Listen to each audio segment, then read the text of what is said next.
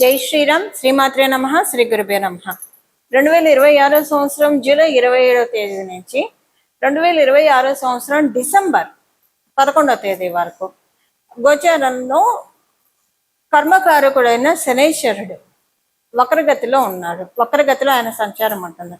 ప్రస్తుతం శనైశ్వరుడు మీనరాశిలో మీనరాశిలో ఆయన సంచారం ఉంది. వక్రగతిలోకి వెళ్తూ ఉన్నారు. ఆ పీరియడ్ ఏంటి?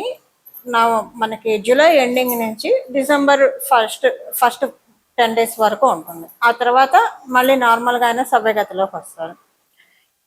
శనీశ్వరుడు వక్రగతిలోకి వెళ్ళడము ఒక స్పెషల్ ఇంపార్టెంట్ థింగ్.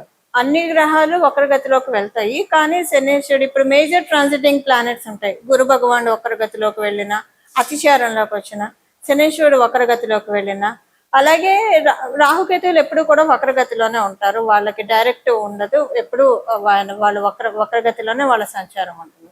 సో గురు శనులు ఇద్దరిది కూడా వక్రగతి ఒక స్పెషల్ ఇంపాక్ట్ సూచిస్తుంది. ఏంటంటే ఇప్పుడు అంటారు కదా, కొన్ని తారుమారు అవుతూ ఉంటాయి. ఏం తారుమారు అవుతూ ఉంటాయి? శనీశ్వరుడు వక్రగతిలో ఉండడం వల్ల కొన్ని రాసుల వాళ్ళకి ప్లస్, మైనస్ అని చెప్పను కానివ్వండి, కొన్ని రాసుల వాళ్ళకి యావరేజ్ ఉంటుంది, కొంచెం బిలో యావరేజ్ కూడా ఉంటుంది. అంటే లాభపడే రాసుల వాళ్ళకి.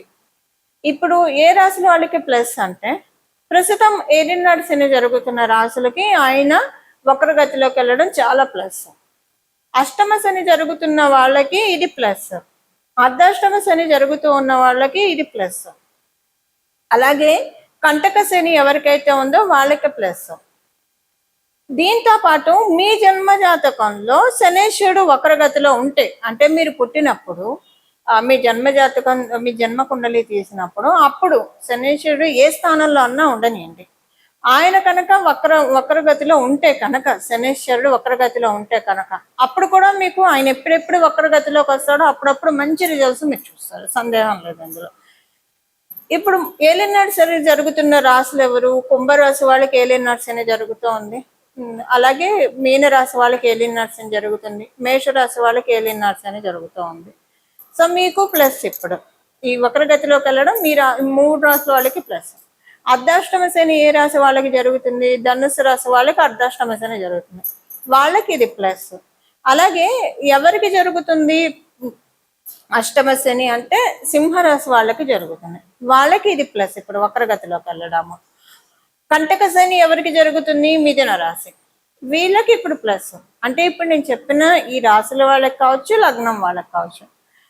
కుంభరాశి వాళ్ళు కుంభలగ్నం వాళ్ళు, మీనరాశి వాళ్ళు మీన లగ్నం వాళ్ళకి, మేషరాశి వాళ్ళకి మేష లగ్నం వాళ్ళకి, ధనుసు రాశి వాళ్ళకి ధనుసు లగ్నం వాళ్ళకి, మిథున రాశి వాళ్ళకి మిథున లగ్నం వాళ్ళకి, సింహరాశి వాళ్ళకి సింహ లగ్నం వాళ్ళకి, అందరికీ కూడా మంచి ఫలితాలని చూస్తారు.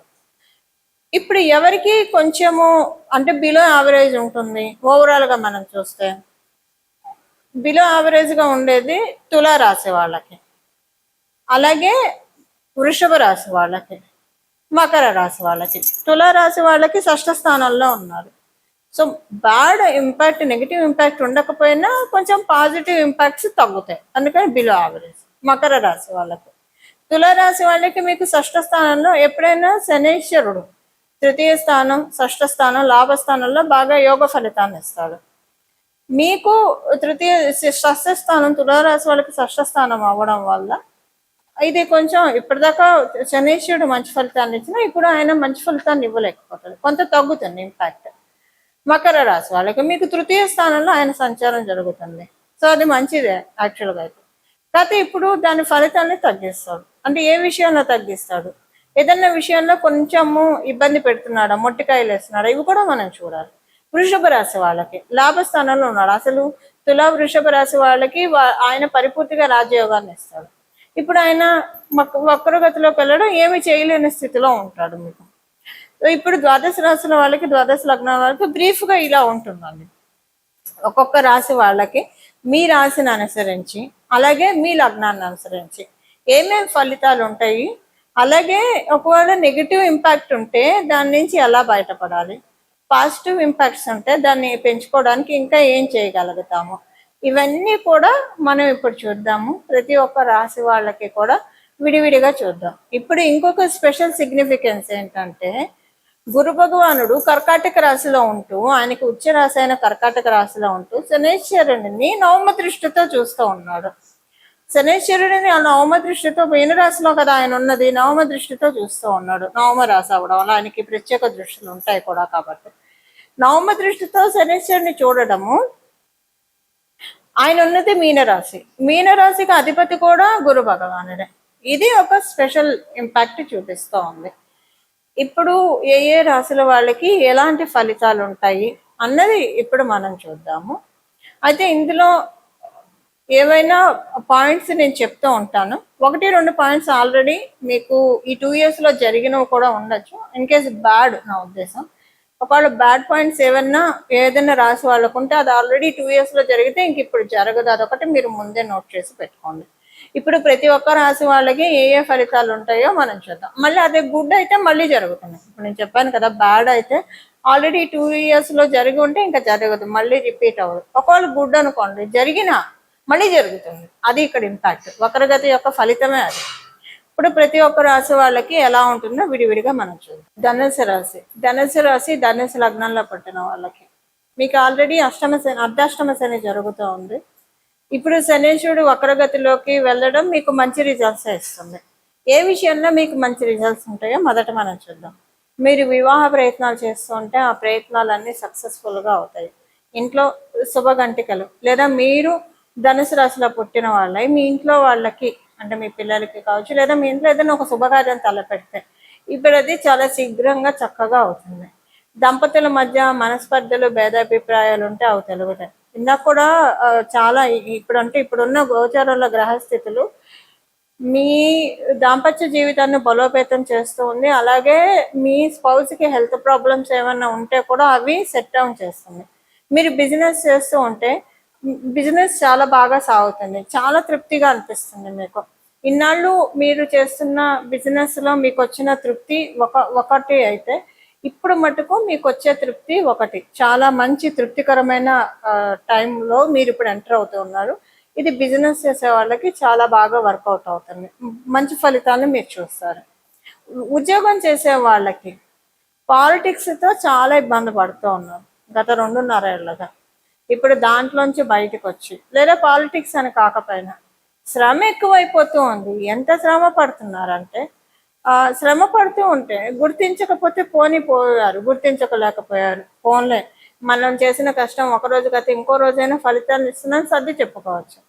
కానీ మీరు ఎంత శ్రమ పడుతున్నా మీరేం చెయ్యట్లేదు, గుర్తింపు గౌరవం లేకుండా బాధపడుతున్నారు, లేదా టూ మచ్ పాలిటిక్స్లో ఉన్నారు. ఇప్పుడు దాంట్లోంచి బయటకు వస్తారు. మీ శ్రమకి తగ్గ గుర్తింపు గౌరవము మీరు చూస్తారు. ఇప్పుడు ఈ పీరియడ్లో మీరు చూస్తారు. అందరి సహాయ సహకారాలు ఉంటాయి, సపోర్ట్ బాగా ఉంటుంది మీకు. ఉద్యోగ ప్రదేశంలో మీ కొలీగ్సే కానీ, మీ పై అధికారులే కానీ, అందరి సపోర్ట్ తోటి చాలా బాగా మీకు ఉంటుంది. కాంపిటేటివ్ సక్సెస్ చాలా హై రేషియోలో ఉంది. ఇంకోటి ఏంటంటే మీకు ఇప్పుడు ఒక టర్నింగ్ పాయింట్ కూడా ఉంది. అయితే ఈ టర్నింగ్ పాయింట్ మంచి టర్నింగ్ పాయింటే కానివ్వండి, 1-2 సార్లు ఆచితూచి నిర్ణయం తీసుకోండి. మీ జన్మజాతకం కనుక ఇప్పుడు దీనికి సపోర్ట్ చేస్తూ ఉంటే ఇది తీసుకోవడం వల్ల ఇంకా మీ లైఫ్ మారిపోతుంది. మీ జన్మజాతకం సపోర్ట్ చేయకపోతే టర్నింగ్ పాయింట్ అయితే ఉంటుంది. అదొక ముళ్ళ కిరీటం లాగా అనిపిస్తుంది. అబ్బా ఎందుకు దీంట్లోకి వచ్చా, ఇది ఎందుకు తీసుకున్నారు, ఇది తీసుకోకపోతే అంటే ఇప్పుడు ఈ 4 నెలలు బాగానే ఉంటుంది. ఆ తర్వాత అసలైన పిక్చర్ ప్రారంభం అవుతుంది. అసలు ఇలాంటి నిర్ణయం తీసుకోకపోతే బాగుండేది, ఈ టర్న్ నేను నా లైఫ్లో తీసుకోకపోయి ఉంటే బాగుండేదని మీరు అనుకుంటారు. సో ఒకసారి ఏదైనా మీరు టర్నింగ్ పాయింట్ ఉంటుంది ఖచ్చితంగా. బిజినెస్ చేసే వాళ్ళకి ఇది బిజినెస్ చేసే వాళ్ళకి, ఉద్యోగం చేసే వాళ్ళకి కాదు కాబట్టి మీరు బిజినెస్ చేసే వాళ్ళు అయితే కనుక ఈ టర్నింగ్ పాయింట్ తీసుకోవడానికి మీ జన్మజాతకం అసలు సపోర్టింగ్గా ఉందో లేదో అది తెలుసుకోండి. మీ దగ్గర ఉన్న జ్యోతిష పండితుని కలిసి తెలుసుకోండి. సపోర్టింగ్గా ఉంటే మీరు తీసుకోవచ్చు, సపోర్టింగ్గా లేకపోతే మటుకు ఆగండి, కొన్నాళ్ళు ఆగండి. మళ్ళీ మీకు ఒక 6 months తర్వాత, 1 year తర్వాత అసలైన టర్నింగ్ పాయింట్ వస్తుంది, అప్పుడు తీసుకోవచ్చు. ఇప్పుడు తీసుకొని ఇది ఎలా ఉంటుందంటే బయటికి రాలేరు, అలాగని అందులో ఉండలేరు. ఏనుగు మీద, పులి మీద సవారీ, సింహం మీద సవారీ లాగా అనిపిస్తుంది మీకు ఇప్పుడు తీసుకునే ఈ టర్నింగ్ పాయింట్. అందువల్ల కొంత జాగ్రత్తగా ఉండాలి ఈ విషయంలో. ఇది సంతానానికి సంబంధించిన అనుకూల పరిస్థితులు ఉన్నాయి, ఆరోగ్యం బాగుంటుందని చెప్పాను, వివాహానికి అనుకూలం అని చెప్పాను. సో అంతా కూడా బాగుంది. ఒక టర్నింగ్ పాయింట్ తీసుకున్నప్పుడు కొంచెం జాగ్రత్త వహించండి. ఇవి ధనుసు రాశి ధనుసు లగ్నంలో పుట్టిన వాళ్ళ ఫలితాలు. చూసారు కదండి. ఇప్పుడు చేసుకోవాల్సిన పరిహారం. శని మహారాజు కాలపురుషుడు కుండలిలో ఆఖరి రాశి అనే వ్యయ రాశిలో ఉంటూ వక్ర గమనంలోకి వెళ్తున్నారు. అది కూడా నవమ రాశి, గురు భగవాను నుంచి నవమ రాశి గురు భగవానుడి స్వక్షేత్రము. ఇప్పుడు గురు భగవానుడు కర్కాటక రాశిలో ఉన్నాడు కాబట్టి గురు భగవాను నుంచి నవమ రాశి ఆయన స్వక్షేత్రము. ఆయన నవమ దృష్టితో మీన రాశిని చూస్తూ ఉన్నారు.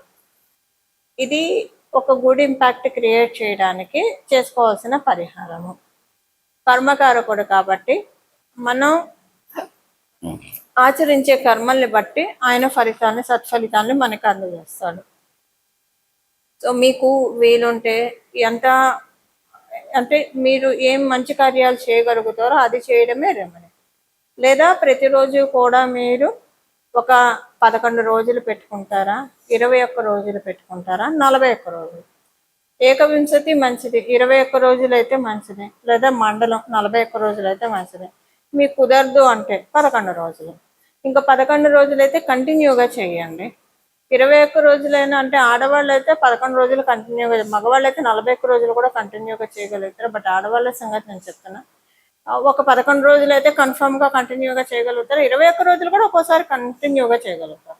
41 రోజులు అంటే వాళ్ళకి కంటిన్యూగా అవ్వకపోవచ్చు. బట్ అయినా పర్వాలేదు, మధ్యలో ఒక 4-5 రోజులు బ్రేక్ వచ్చినా మళ్ళీ కంటిన్యూ చేయొచ్చు. చేయాల్సింది ఏంటంటే ప్రతిరోజు మీ ఇంటి దగ్గర ఉన్న దేవీ దేవతల ఆలయానికి వెళ్ళి అక్కడ నవగ్రహాలు ఉంటారు కదా, నవగ్రహాలు ఉంటాయి కదా, అక్కడ మీరు ప్రదక్షిణ చేయాలి. ప్రతిరోజు కూడా 41 ప్రదక్షిణాలు చేయాలి. ఈ 41 ప్రదక్షిణాలు మీరు 11 రోజులు చేస్తారా, 21 రోజులు చేస్తారా, 41 రోజులు చేస్తారా మీ ఇష్టం. మీకు కుదిరి సమయం సహకరించి మీకు ఓపుకుంటే 108 ప్రదక్షిణాలు చేస్తే ఇంకా మంచిది.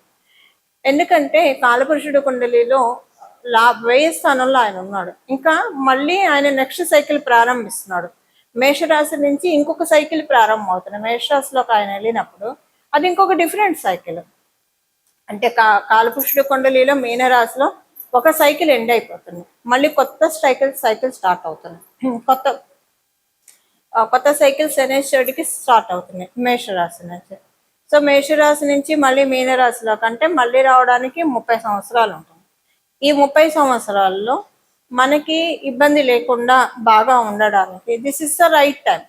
ఎండ్ ఆఫ్ ద పాయింట్లో ఈ పరిహారం చేసుకోవడం వల్ల శనేశ్వరుడు మేషరాశిలోకి వచ్చినప్పటి నుంచి ఆ తర్వాత జరిగే ఆయన ఏ రాశుల్లోకి వెళ్ళినా ఇబ్బంది పెట్టే సిచ్యువేషన్స్ ఒకవేళ ఉంటే ఆయన వల్ల అది ఇవ్వకుండా రిజల్ట్స్ని తక్కువ చేస్తాడు. ఇబ్బంది పెట్టే రిజల్ట్స్ ఉంటే తక్కువ చేస్తాడు, కానీ ఏదన్నా మనకి బ్లెస్సింగ్స్ ఇచ్చేవి ఉంటే వాటిని చక్కగా ఇస్తాడు. ఇబ్బంది పెట్టేవి యావరేజ్గా చేసేస్తాడు. అలా చేయడానికి ఇప్పుడు మనకి ఇది అత్యద్భుతమైన సమయం. దానికి కారణం ఏంటి? 30 సంవత్సరాల వరకు ఎందుకు సెక్యూర్ అని చెప్తున్నా, ఇప్పుడు గురుబలం కూడా ఉంది. గోచారంలో మనందరికీ ఇప్పుడు గురుబలం ఉంది. కర్కాటక రాశిలో ఆయన ఉండడం వల్ల, ఉచ్చ రాశిలో ఉండడం వల్ల, అది కూడా ఆయన మీనరాశిని దృష్టి పెట్టాడు కాబట్టి నవమ దృష్టితోటి ఒక 30 ఏళ్ళు స్ట్రాంగ్ అండ్ సెక్యూర్ చేసుకోవడానికి సింపుల్ రెమెడీ. మీకు కుదిరితే 41 రోజులు చేయండి, ప్రతిరోజు 108 చేయండి, చాలా మంచి రిజల్ట్స్ చూస్తారు. 21 రోజులు చేయండి, 108 చేయండి, లేదా 11 రోజులు చేయండి, ప్రతిరోజు 108 చేయండి, లేదా 41 ప్రదక్షిణాలు చేయండి. మీరు ఎంత ఎక్కువ ప్రదక్షిణాలు చేస్తే అంత మంచి ఫలితాన్ని మీరు తీసుకోగలుగుతారు. మీకు ఆరోగ్యం సహకరించట్లేదు, 3 ప్రదక్షిణాలు అయినా చేయొచ్చు. లేదు వెళ్ళలేరు, మీరు దేవాలయానికి వెళ్ళలేరు, అప్పుడు గోమాతని దండం పెట్టుకున్నా కూడా మీరు అందరి దేవతల్ని పూజించినట్టే. సకల గోమాతకు ఆహారం తినిపించడం ఏదైనా చేయొచ్చు. బట్ ఆ అవకాశం ఉండి ఓపుకున్న వాళ్ళు నవగ్రహ ప్రదక్షిణ చేస్తే మంచిది. నవగ్రహ స్తోత్రం ఒక 9 సార్లు చదువుకోవడం, అంటే ఒక్కొక్క గ్రహానికి ఒక్కొక్కసారి చొప్పున 9 సార్లు చదువుకుంటే చాలా మంచిది. అక్కడ మీకు గుళ్ళల్లోనే రాసి పెట్టేస్తారు ఒక బోర్డు మీద నవగ్రహ స్తోత్రాలు, ఒక్కొక్క గ్రహానికి ఒక్కొక్క స్తోత్రం రాసి పెట్టేస్తారు. అవి కూడా చదువుకుంటే మంచిది. ఇలా చేస్తే కనుక చాలా చక్కటి సత్ఫలితాల్ని అందుకోవడానికి అవకాశం ఉంటుంది. ఈ విధంగా భగవంతుడి యొక్క పరిపూర్ణ కృపా కటాక్షాలని మన అందరం కూడా పొందాలని చెప్పి మనస్ఫూర్తిగా కోరుకుంటూ మంగళం. నమో భగవతే వాసుదేవాయ.